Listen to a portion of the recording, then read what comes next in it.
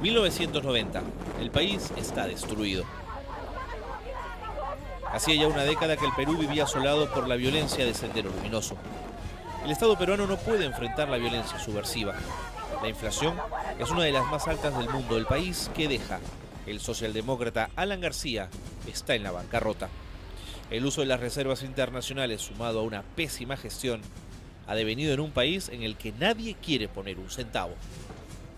En los años 90 era imposible tener capital del Estado. Era necesario reparar toda la infraestructura que estaba en el país. Era urgentísimo convocar capitales para que pudiesen entrar al país. La infraestructura está destruida. Carreteras intransitables, torres de alta tensión dinamitadas por Sendero Luminoso. Las inversiones han huido del Perú. Las nuevas políticas económicas neoliberales comienzan a marcar una tendencia de apertura en la economía. Las empresas públicas se venden y todo aquello dirigido a captar inversiones sería bien recibido. Las multinacionales van poco a poco imponiendo su juego. La apertura empresarial que se dio en los años 90 favoreció mucho a las multinacionales. Y de repente el momento lo ameritaba y no había otra posibilidad, porque en los 90 el Perú no era bien visto desde el punto de vista de inversión, hubo que ceder mucho y los que vinieron obtuvieron muchos privilegios. El Perú ha sido y es un país eminentemente minero. Durante los años 90, la flexibilización de las condiciones para que operaran las multinacionales de la minería y el petróleo en el proceso económico peruano fue enorme. Las multinacionales dedicadas a la industria extractiva aprovecharon esta circunstancia para imponer su poder a una economía que pedía a gritos dinero fresco para recomponer un estado roto. La minería es muy importante para la economía del Perú. En algún momento 60% del valor de nuestras exportaciones eran los minerales. Pero, ¿qué tan flexible debió ser el gobierno peruano, consciente que las multinacionales del sector impondrían sus condiciones incluso por encima del marco legal vigente?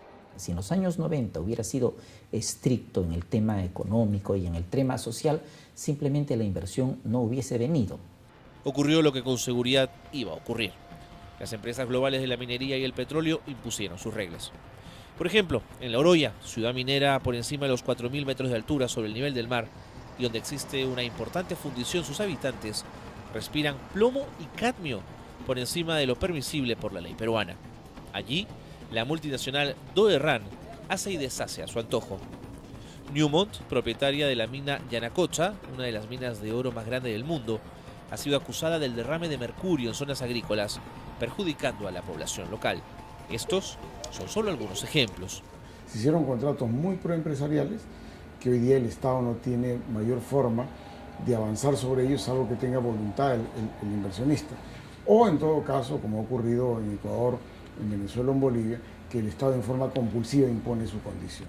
El nuevo modelo de Estado que se planteó desde los 90 debía abstenerse de planificar. Mientras menos Estado hubiese, mejor. Con los años se evidenció los enormes abusos que acarreaba la ausencia de Estado. El modelo de Estado que terminó adecuándose, casi como un proceso de prueba y error, fue el de aquel que acompañase los procesos económicos regulándolos para evitar los abusos dentro del mercado. Para el organismo regulador en materia de energía, hidrocarburos y minería, el Estado peruano está hoy en condición y en capacidad de plantearle las reglas de juego a las empresas globales de la minería y el petróleo y someterlas al marco de la ley local. Yo diría que es un país que trata de que se cumplan con las condiciones y una vez que las empresas cumplen con esas condiciones, el país está abierto a la inversión.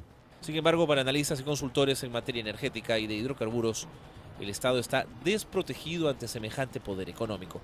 Esto no es el lejano oeste, donde vamos a imponernos a la fuerza, que algunos inversionistas creen que es así. No, acá hay que persuadir, y para persuadir hay que ganar confianza. Hoy día la confianza está rota, y entonces eso no entienden a veces los grupos inversionistas en el Perú. Pero igual el descrédito es grande entre la ciudadanía, y lo que hay que hacer es que la ciudadanía recupere confianza y los inversionistas tienen que ceder posiciones. Y claro, cuando el Estado no puede enfrentarse al poder económico, sino más bien parece verse en la necesidad de ponerse de su parte, la comunidad explota, los diálogos se cortan y la comunidad toma carreteras, cierra vías y la protesta se enciende. Recién allí parece que el poder económico comienza a negociar y uno se encuentra una empresa dispuesta a ceder y a un Estado dispuesto a exigir. Conflicto en la comunidad no hay quien intermedie, ni el Poder Ejecutivo ni los partidos políticos de oposición pueden meterse al medio. Y la solución llega cuando uno de ellos toma una posición extrema como la comunidad y que no le queda otra cosa porque se utilizó la fuerza y porque hay muertos y porque hay heridos y porque hay avance y porque hay riesgo de descontrol, que el Estado cede y la empresa cede. Las inversiones para los países en desarrollo son claves. La llegada de capitales es crucial para economías tan pequeñas. Sin embargo, el reto está en dotar a estados como el peruano de las suficientes herramientas para poder hablar de igual a igual con las multinacionales de la industria extractiva. Más aún, cuando de por medio uno de los importantes bienes a cautelar es el medio ambiente.